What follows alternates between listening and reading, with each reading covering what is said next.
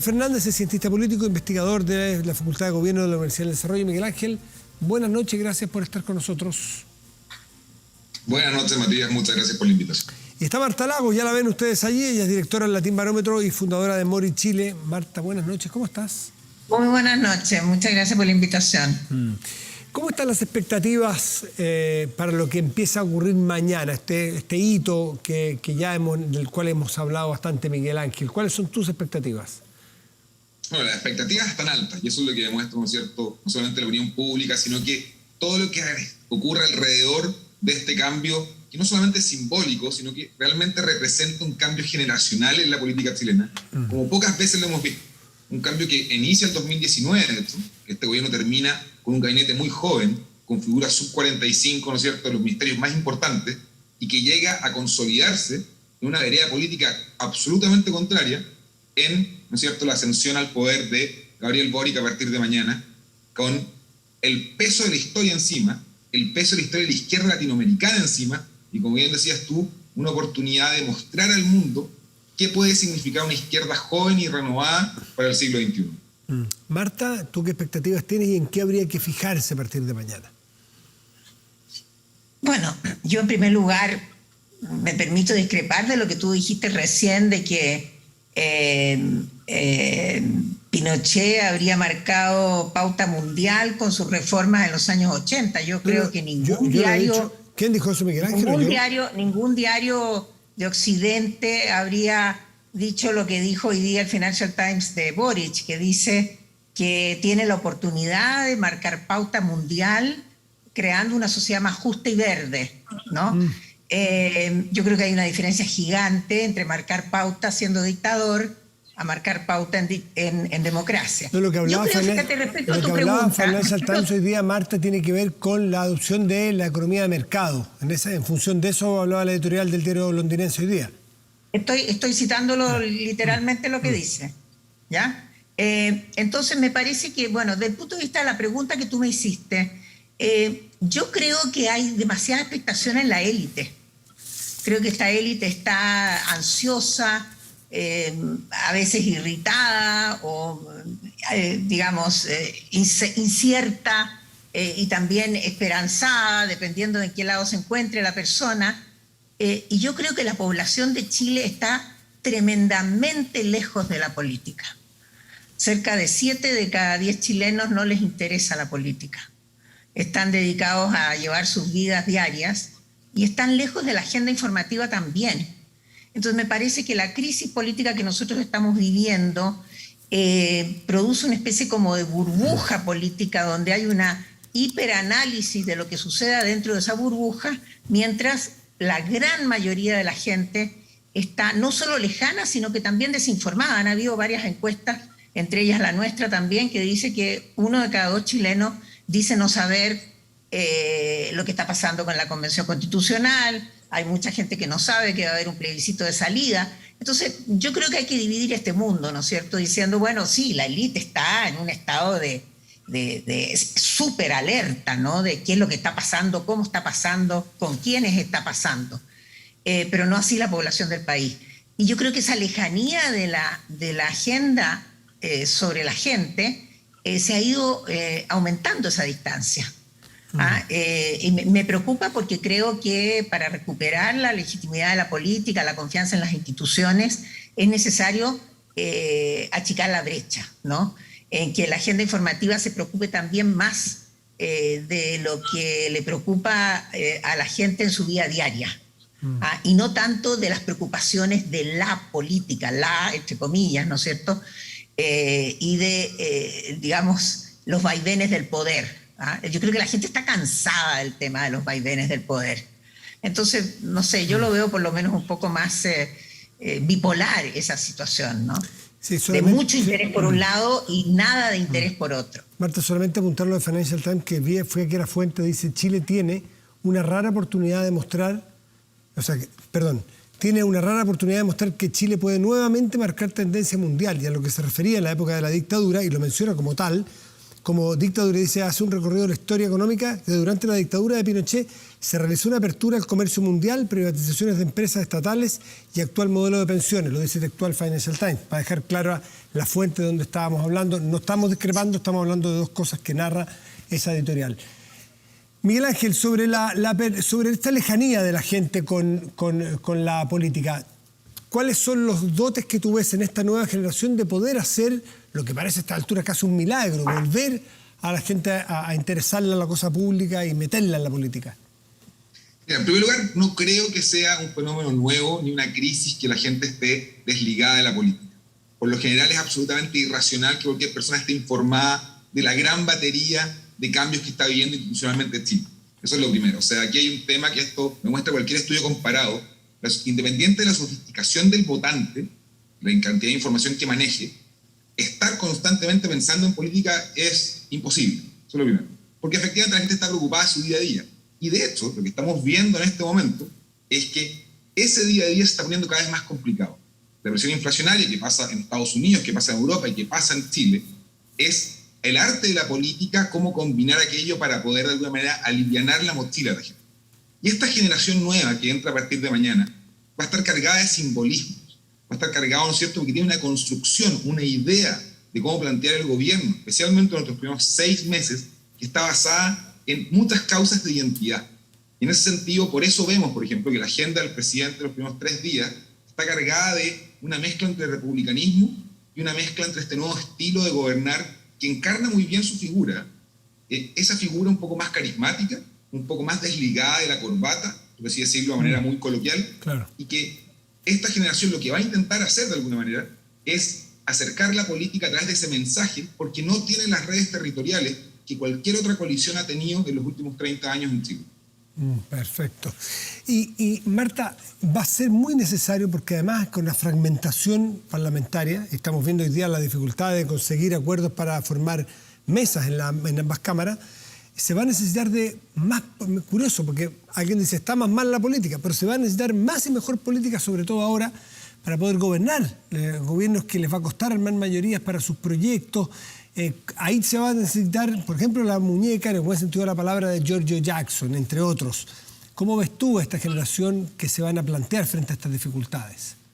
Bueno, yo creo lo primero que habría que hacer es reconocer que estamos en el fondo de una profunda crisis de representación política, de una crisis del sistema de partidos. Termina este Parlamento con 15 partidos y el próximo que asume mañana ya tiene 22 partidos, es decir, hemos ido multiplicando el número de partidos que están representados en el Parlamento a lo largo del tiempo. Este es el primer Parlamento sin binominal, 100% sin binominal, ¿no es cierto? Asumen 22 senadores nuevos, o sea, nos encontramos prácticamente en una situación completamente inédita. Se acaban de reformular los distritos senatoriales nuevos, se eligieron por primera vez 5 senadores en toda la región metropolitana. Es decir, este es un parlamento que ejerce por primera vez este nuevo diseño institucional que aparentemente va a volver a ser cambiado. Yo creo que eso también simboliza un poco lo que estamos viviendo, porque no es solamente el inicio de una nueva época, sino que de alguna manera es también esta, yo diría, inestabilidad que ha tenido, o la crisis, representación de la crisis, ¿no es cierto?, que ha tenido el sistema político chileno, donde ha cambiado muchas veces. Esta no es la primera vez que se cambia. Entonces me parece que eso es una de las características del sistema político que va a tener que enfrentar este gobierno, que no han enfrentado otros de la misma manera. A este gobierno le pueden tocar no solo enfrentar esta nueva situación, sino que además de eso, el cambio que puede venir con la nueva Constitución. Con lo que diga la Convención, claro. Con lo que diga la Convención. Entonces me parece que, y por otra parte también es cierto que este dibujo tan perfecto, ¿no es cierto?, que se produce al contar quién pertenece a la oposición y al gobierno, claro, y se dice aquí está partido por la mitad, bueno, en el papel, porque si uno mira las votaciones de los últimos 2 años, tanto de la Cámara como del Senado, se va a encontrar con que son raras las ocasiones en que los parlamentarios votaron de acuerdo a las órdenes de su partido. Es decir, las órdenes del partido en primer lugar ya no existen. ¿no? Y cuando un partido ha intentado que un conjunto de diputados o de senadores hagan lo que el partido quiere que haga, lo que se encuentra son con los díscolos, ¿no? Por algo se instaló incluso el tema de los díscolos. Entonces, el desorden es bastante grande. Eso es una oportunidad para el gobierno de Gabriel Boric, porque ¿hasta qué punto el diputado de oposición en una política pública, digamos, llámese 40 horas, por ejemplo, va a resistir sus propios votantes en su propio distrito y la crítica y la presión de esos votantes para votar de una manera determinada? ¿Quién le va a hacer caso al distrito o le va a hacer caso al partido? Eso fue lo que pasó con los retiros. Por supuesto. Entonces el ejemplo de los retiros nos lleva a pensar, ¿no es cierto?, que aquí va a haber mucho más un voto de acuerdo a la bondad de la propuesta. ¿No? Y lo vimos por lo demás en el tema de las pensiones, donde por primera vez, ¿no es cierto?, el 100% de los votantes, ¿no es cierto?, votaron a favor del proyecto sin demora alguna. Entonces además, yo creo que existen temas nacionales que van a tomar consensos. Yo creo que eso va a suceder. Además, lo que dice Marta es interesante porque ¿quién es oposición y quién es gobierno? Y uno podría plantearse el partido de la gente, por ejemplo. ¿Qué es lo que es? ¿Es oposición o es gobierno? Esa quizás es la muestra más fidedigna, porque hay ciertos partidos que puede haber díscolos, pero más o menos le puede tener una trazabilidad. Puede equivocarse, pero con el partido de la gente se sabe bastante poco. Hoy dio su primera muestra política al llegar a estos acuerdos para la Cámara de Diputados, y van a tener un periodo también ellos en la testera. Pero ahí está muy difícil. Miguel Ángel, ¿cómo ves tú este desorden que llama Marta? ¿Esto es una oportunidad o es un problema para Gabriel Boric? Es ambos, pero lo primero que hay que decir es que esto es fruto de los cambios que hizo la política para intentar salvarse de momentos donde la confianza en ellos era muy baja. O sea, aquí lo que vamos a tener es, tenemos no solamente diputados pato cojo, como se le llaman, son aquellos que están en su último periodo y realmente lo que buscan es sobrevivir en el juego de la política. Y eso va a pasar en los alcaldes, en los senadores, en los diputados. Y en ese sentido, lo que es muy riesgoso para la democracia y es una gran oportunidad para un gobierno que va a tener 3 tiempos distintos, es buscar la política particularista, que es esa idea de que yo hago un proyecto de ley donde de alguna manera pongo incentivos para negociar individualmente con cada diputado, con cada legislador, que le dé de alguna manera posicionamiento en su distrito, en la comuna, en su región que quiere ganar.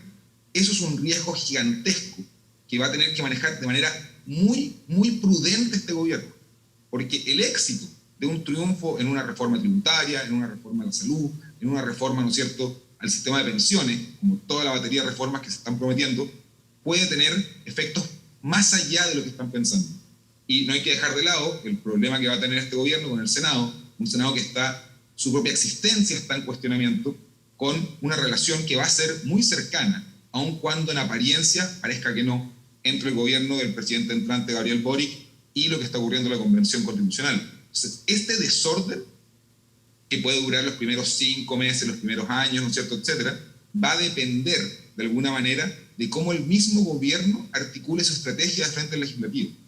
El problema de eso, lo quiero decir muy claramente, es el riesgo democrático que conlleva por los incentivos que se dan a los agentes políticos. Y eso es muy malo. Les quiero preguntar, Marta, a ti, para que terminemos una cosa. ¿Con qué papel van a jugar los extremos? Los partidos, una bancada del Partido Comunista que es grande, que es muy importante, y el Partido Republicano, que también hará su trabajo desde la derecha. ¿Cómo va a afectar esta novedad? Es novedad que ambos sectores de centro-izquierda, centro-derecha, van a tener sus oposiciones internas, por así decirlo.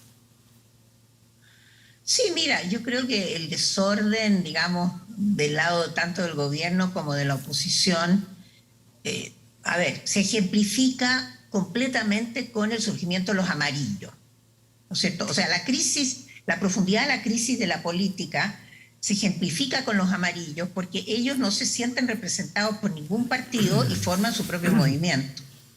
No sabemos cuántos movimientos van a surgir y dónde a lo largo del tiempo. Tampoco sabemos si cuando le llegue a tocar a la lista del pueblo asumir la testera de la Cámara, van a seguir siendo la lista del pueblo. Ya lo hemos vivido en la Convención Constitucional, ¿no es cierto?, la partición, los cambios de nombre, etcétera, etcétera. Entonces yo veo una tremenda liquidez en la pertenencia ideológica. Yo creo que si hay algo que está puesto en cuestión hoy día es la pertenencia ideológica. Ello, por supuesto, con la excepción de partidos como el Partido Socialista o el Partido Comunista, ¿no es cierto?, que sí han mantenido una cierta coherencia y congruencia, tanto en la postura como en las votaciones, etc.